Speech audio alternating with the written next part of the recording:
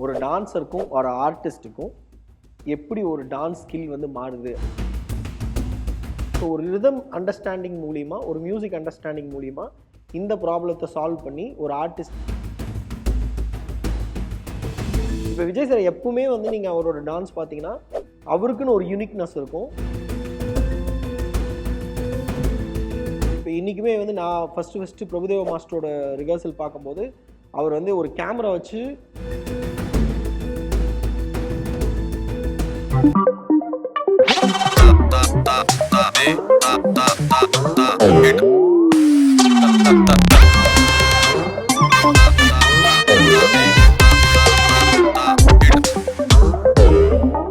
Hi everyone, this is Sheriff Choreographer. Welcome to Sheriff Moves. அதாவது இன்றைக்கி நம்ம channel என்ன பார்க்க போகிறோம் அப்படின்னா, ஒரு டான்ஸருக்கும் ஒரு ஆர்டிஸ்ட்டுக்கும் எப்படி ஒரு டான்ஸ் ஸ்கில் வந்து மாறுது அப்படிங்கிற ஒரு வேரியேஷன் தான் பார்க்க போகிறோம். ஸோ யூஸ்வலாக எல்லாம் என்ன நினச்சிட்டு இருப்பாங்க, நம்ம வந்து சினிமாவில் பெர்ஃபார்ம் பண்ணணும், ஒரு டான்ஸ் ஆடணும் அப்படின்னாலே நிறைய ஆர்டிஸ்ட் வந்து கிட்டத்தட்ட பேனிக் ஆவாங்க. எனக்கு ரொம்ப பயமாக இருக்குது, என்னால் இந்த டான்ஸ் ஆட முடியுமா அப்படின்னு நினைப்பாங்க. அது மட்டும் இல்லாமல் சில பேர் என்ன நினைப்பாங்க, அதுக்கு முன்னாடியே போய் ஒரு டான்ஸ் ஸ்கூலில் போய் நல்லா டான்ஸ் கற்றுக்கிட்டு ஷூட்டிங் அப்போ நம்மளுக்கு அது கொஞ்சம் ஈஸியாக இருக்கும் அப்படின்னு நினைப்பாங்க. இது ரெண்டுமே வந்து ஒரு ஒரு ராங்கான தாட்டுன்னு நான் நினைக்கிறேன்.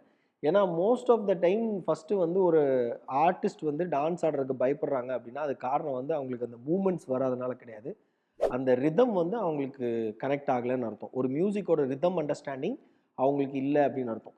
ஸோ அந்த மியூசிக்கோட அண்டர்ஸ்டாண்டிங் வந்து என்னைக்கு அந்த ஆர்டிஸ்ட் வந்து அதை அண்டர்ஸ்டாண்ட் பண்ணி புரிஞ்சுக்கிறாங்களோ அந்த மூமெண்ட் வந்து அவங்களுக்கு ஈஸியாக கன்வெர்ட் ஆகிரும். ஃபார் எக்ஸாம்பிள் ஒரு ஆர்டிஸ்ட்டுமே வந்து அவங்களுக்கு நிறைய பாடி மூமெண்ட்ஸ் வந்து ரொம்ப ஃப்ரீக்வெண்ட்டாக ஃப்ரீயாக இருக்கும்.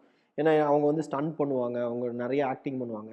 ஸோ அதில் வந்து டான்ஸை மட்டும் ஏன் ஓரளவுக்கு அவங்க வந்து இட் இஸ் அ ஸ்ட்ரகிளாக பார்க்குறாங்க அப்படின்னா, பிகாஸ் ஆஃப் அது வந்து மியூசிக்கும் அவங்க மூமெண்ட்டுக்கும் ஒரு டைம் லைன் இருக்கும் இல்லையா, அந்த டைம் லைனை அவங்க புரிஞ்சிக்காத காரணம் தான். ஸோ ஒரு ரிதம் அண்டர்ஸ்டாண்டிங் மூலிமா, ஒரு மியூசிக் அண்டர்ஸ்டாண்டிங் மூலிமா இந்த ப்ராப்ளத்தை சால்வ் பண்ணி ஒரு ஆர்டிஸ்ட்டுக்கு ஈஸியாக அந்த டான்ஸ் மூமெண்ட்ஸை கொண்டு போய் சேர்க்க முடியும். இது ஒரு பாயிண்ட்டு. செகண்ட் பாயிண்ட் வந்து நார்மலாக ஒரு டான்ஸ் நம்ம கற்றுக்கிட்டோம் அப்படின்னா ஒரு டான்ஸராக நீங்கள் பயங்கரமாக பர்ஃபார்ம் பண்ணிடலாம். ஃபார் எக்ஸாம்பிள் நிறைய டான்ஸர்ஸ் வந்து சூப்பராக டான்ஸ் ஆடுற டான்ஸஸ் எல்லாம் வந்து சினிமா இண்டஸ்ட்ரியில் இருக்காங்க. நிறைய பேர் ரியாலிட்டி ஷோலேருந்து நிறைய டான்ஸர்ஸ் வந்து சினிமாக்குள்ளே போயிருக்காங்க. ஆனால் அவங்களோட டான்ஸ் ஃபார்ம்ஸ் எல்லாம் பார்த்தீங்கன்னா அவங்க நல்ல டான்ஸர்னு இருக்குமே தவிர அவங்க பர்ஃபார்ம் பண்ணுற ஒரு ஆர்டிஸ்டிக் வே ஆஃப் டான்ஸிங், அவங்க பர்ஃபார்ம் பண்ணுற ஒரு சாங் ஆகட்டும், அது அந்தளவுக்கு ஒரு ப்ராப்பர் டான்ஸாக இருக்குமே தவிர, ஃபார் எக்ஸாம்பிள் அவங்களோட ஸ்கில்லை கனெக்ட் பண்ணக்கூடிய சில டான்ஸ் மூவ்ஸ் இருக்காது. ஸோ அதனால் கொஞ்சம் அவைவாக தெரிவாங்க. இதில் ரொம்ப முக்கியமாக ஒருத்தரை சொல்லணும் அப்படின்னா நம்ம விஜய் சாரை சொல்லலாம். ஏன்னா இப்போ விஜய் சார் எப்பவுமே வந்து நீங்கள் அவரோட டான்ஸ் பார்த்தீங்கன்னா அவருக்குன்னு ஒரு யூனிக்னஸ் இருக்கும். நிறையா டான்ஸஸ் இருக்காங்க, இருந்தாலுமே நம்ம விஜய் சாரோட டான்ஸ் வந்து எல்லாத்துக்குமே பிடிக்கும். ஏன் அப்படின்னா அவர் வந்து அவரோட கேரக்டரைசேஷனுக்கு தகுந்த மாதிரி, அவரோட பாடி லாங்குவேஜுக்கு தகுந்த மாதிரி அவரோட டான்ஸ் ஸ்டைலை வந்து அவர் கிரியேட் பண்ணிக்கிட்டது தான் இதோட முக்கியமான காரணம். ஃபார் எக்ஸாம்பிள் ஒரு நார்மல் டான்ஸர் வந்து அந்த ஸ்டெப்ஸு கரெக்டாக இருக்கா, நான் மியூசிக்கோட சிங்க் ஆகுதா நான் ஆடுறது அப்படின்றதான் பார்ப்பாங்களே தவிர, ஒரு ஆர்டிஸ்ட் வந்து இதை தாண்டி நிறைய விஷயங்கள் யோசிக்க வேண்டியதாக இருக்குது. ஃபார் எக்ஸாம்பிள் ஃபஸ்ட்டு வந்து அந்த ஆர்டிஸ்டோட டான்ஸ் ஸ்டைல், அது ஜென்ரலாக எல்லாருமே கற்றுக்கிற ஒரு டான்ஸ் ஃபார்மாக இருக்கலாம், ஃபார்ம் ஆஃப் எனி டான்ஸ் ஃபார்ம்ஸாக இருக்கலாம். ரெண்டாவது வந்து அவரோட கேரக்டர், ஃபார் எக்ஸாம்பிள் அவர் ப்ளே பண்ணுற ரோல்.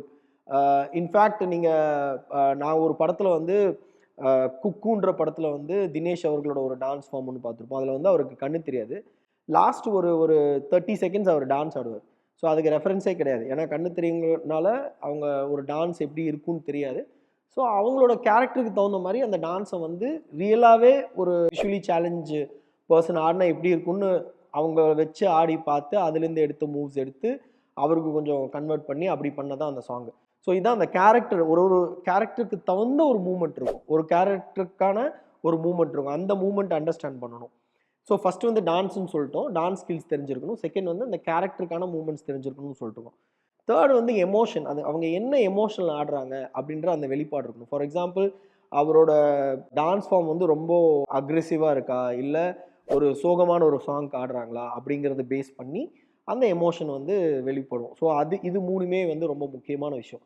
ஸோ இந்த 3 விஷயம் தாண்டி அவங்களுக்கு வந்து ஒரு ஸ்டார் குவாலிட்டின்னு இருக்கும். ஃபார் எக்ஸாம்பிள் ஒரு டான்ஸர் வந்து ஸ்டெப்பை எப்படி ஷார்ப்பாக ஃபினிஷ் பண்ணணும், எந்த இடத்துல ஸ்மூத்தாக ஆடணும், எந்த இடத்துல ஷார்ப்பாக ஆடணும், எந்த இடத்துல பவர்ஃபுல்லாக ஆடணும்னு ஒரு டான்ஸர் பிரிச்சுக்கிறாங்களோ, அதே மாதிரி ஒரு ஆர்டிஸ்ட்டும் வந்து எந்த இடத்துல தன்னோட ஸ்டார் வேல்யூவை காட்டணும், எந்த இடத்துல எக்ஸ்பிரஷன் வந்து தெளிவாக இருக்கணும், எந்த இடத்துல வந்து அவங்க வந்து அவங்களோட பெர்ஃபார்மன்ஸ் வந்து ஆக்டிங்கில் இருக்கணும், பர்ஃபார்மன்ஸ் வந்து பாடியில் இருக்கணுன்ற வேரியேஷன் வந்து தெரிஞ்சிருக்கணும். இது எல்லாமே தெரிஞ்சதுக்கு அப்புறம் விஷுவலி அவங்க ப்ரெசன்டேஷன், இதுதான் last one, visual performance.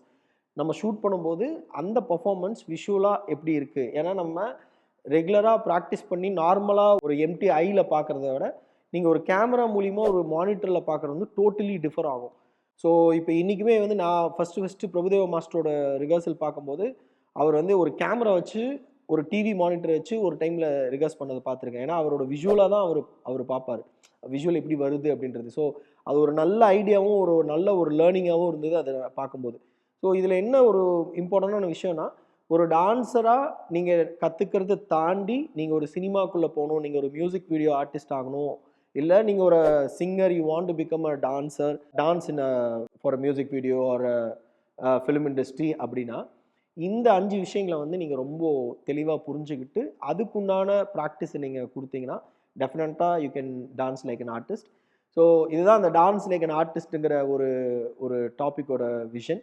So என்றைக்குமே வந்து நம்ம டான்ஸுன்றது வந்து ஒரு ஸ்கில் மட்டும்தான். அந்த ஸ்கில்லை தாண்டி நீங்கள் பர்ஃபார்ம் பண்ணும்போது ஒரு இண்டஸ்ட்ரிக்கு அதுக்கான இன்புட்ஸ் இருக்கும், ஒரு இண்டஸ்ட்ரிக்கு அதுக்கான ஆர்ட் அண்ட் டிமாண்ட்ஸ் அதை கேட்கும். அதுக்கு தகுந்த மாதிரி நம்மளை வந்து ப்ராக்டிஸ் பண்ணி எவால்வ் பண்ணிக்கிறது it's very very important. Thank you so much. இந்த இன்ஃபர்மேஷன்ஸ் அண்ட் இந்த வீடியோஸ் உங்களுக்கு பிடிச்சிருந்ததுன்னா subscribe and share. Thanks lot.